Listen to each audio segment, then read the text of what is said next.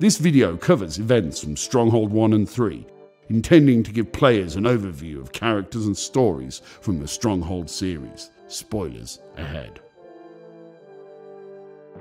A time of steel, flame, war and blood.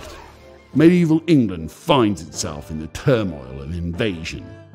Lords and ladies across the realm vie for every piece of land they can, whether for the good of the country or the depths of their pockets.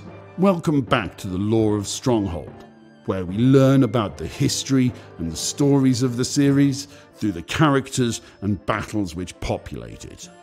With this chapter, we will be finishing up Series 1 with the story of Duke Volp, otherwise known as the Wolf, a mysterious warrior lord who descended upon England with both ambition and bloodlust in equal measure. Soon you will see what it means to wage real warfare. Greetings, sire. Your stronghold awaits you.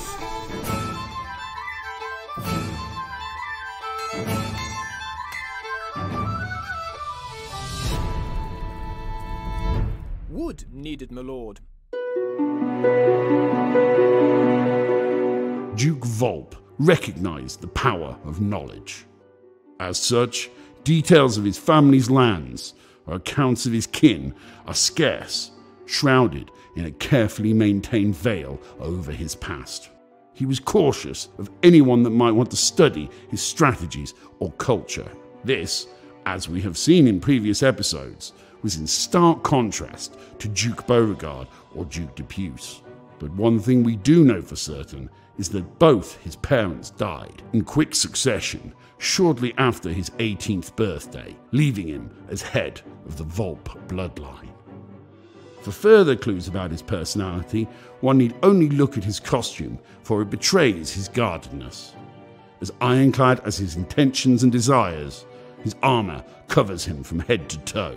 His sallet, pauldrons and cuirass are edged, sharp and pointed.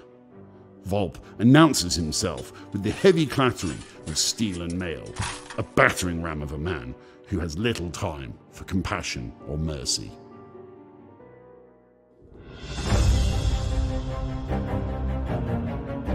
During the King of England's foray into the barbarian lands, he was captured, leaving the country ripe for the taking.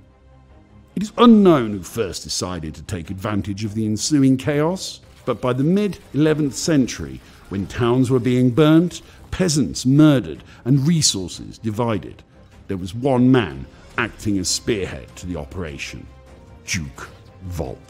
It did not take long for the moniker of the Wolf to become commonplace, as he commanded his fellow dukes, dispatched uprising English lords, and sought to make England a compliant underling of his homeland of France.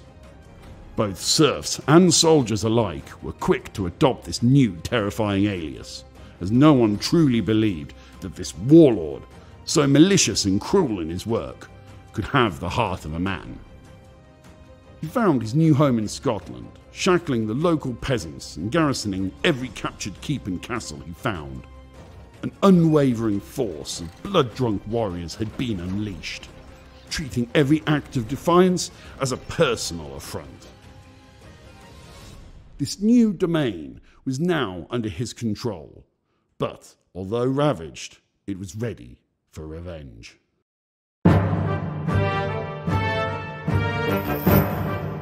With England under their now plump thumbs, the dukes maintained a stranglehold on its counties.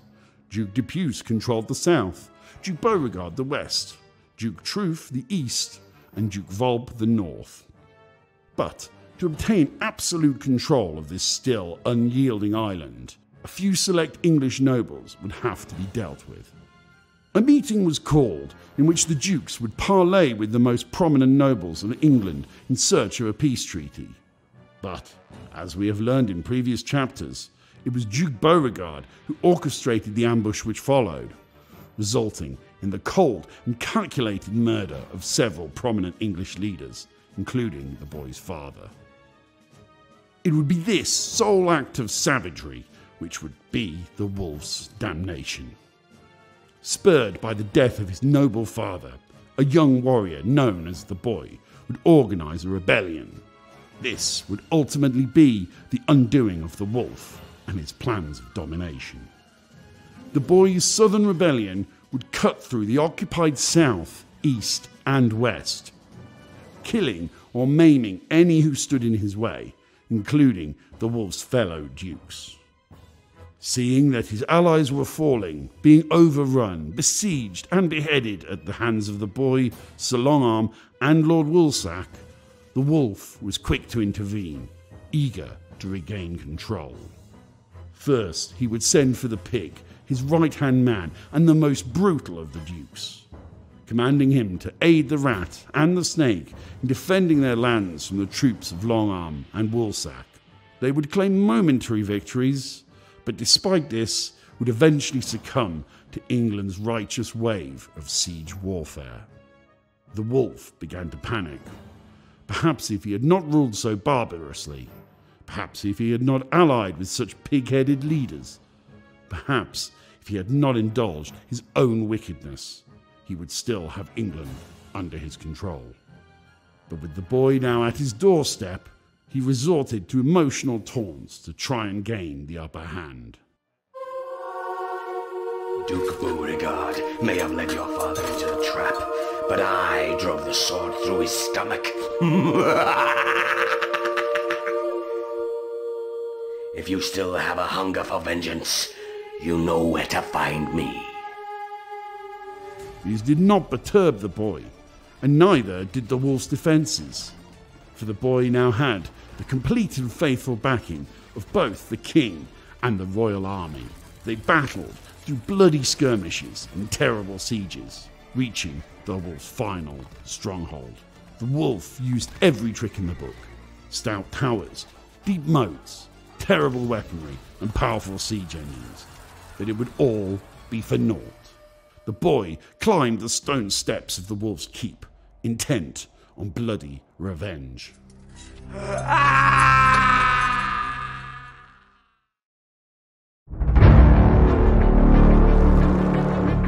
To this day, we know nothing of how the Wolf escaped his reckoning, but he did. Some say it was through pure determination and perseverance. Others claim he was driven by unbridled rage due to the humiliation at the hands of this young upstart. Whatever the case, beaten and broke, he escaped to the east. Most assume he travelled to Tiberias, based on his time there during the Crusades. He called on his ally, the Jackal, to assemble the best doctors and physicians from all over the Holy Land to heal his wounds. Despite their commendable efforts, he would forever remain scarred and weathered from his encounters with the Boy. The Wolf was known to mutter to himself about how he would have been a fair king to England during his recovery, a stern but just ruler. However, having regained the strength in his arms to wield his sword once more, his thoughts turned to retribution.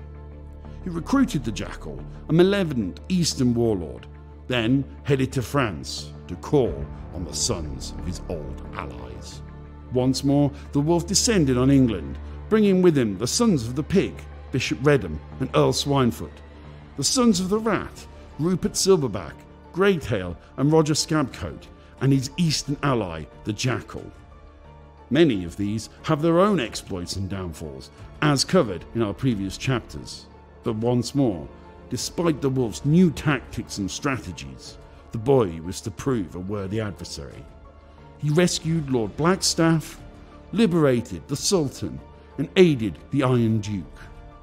He repelled the Wolf's attempts to put a stranglehold on England's famous rangers, vast trade networks, and weapon manufacturing capabilities. With every battle, skirmish, and siege failing, the Wolf and his generals started scrambling. Eventually, the Wolf found himself fighting alone. The Jackal had fled from England, cursing the Wolf's name. The Rat's offspring had also departed, though they were not foolish enough to disrespect their master. Earl Swinefoot and Bishop Redham were captured after their attempts to imprison Lady Catherine. Seeing the second invasion fall around him, the wolf had one final play. He captured the boy's old castle, perhaps a move intended to hurt his pride. He installed a decoy, a loyal commander who was to defend this fortress from the inevitable incoming assault. Who knows what this commander thought when he saw the wolf extract his most capable soldiers, his most ferocious siege engines, and himself, leaving this panicking commander to fight for his life with nothing more than a skeleton army. The boy arrived and saw both a surprising lack of archers on the wall and a confusing lack of panic from the parapets. But no matter, the siege had already begun. It was a swift victory, and the walls were broken, archers slain, and the duped commander killed. But for the wolf, this was all according to plan. Bob waited for the now dreary, tired forces of the boy to enter the castle. Watching from afar, once the boy was nestled inside, barely protected by the walls he had just besieged, the wolf attacked with a force full of fury and anger, hell-bent on finally ridding England of its most valiant defender. The boy held firm, repelling this latest attack, but doubts plagued his mind. Was this too easy? Had the wolf fled too promptly? The boy gave chase, with fantasies of finally killing the man responsible for England's unending plague of war. Finding the wolf's fleeing boat downriver, the boy saw an opportunity. A small stone bridge laid over the river, and as the vessel sailed underneath, the boy jumped from this bridge and leapt for the boat, bringing his sword down onto the wolf. As the man in the boat looked up, the boy saw not the wolf, but a stranger. And just as suddenly as his heart sank, a net fell atop him. The wolf had given up his brutality and bullheadedness. He now understood the value of deceit, perhaps learning from his old friend Duke Beauregard, a truly terrifying foe who combined the arts of war from his old dead allies. England may have been free, but the boy was not, and the wolf had finally won. It gives me great pleasure to announce you're finished.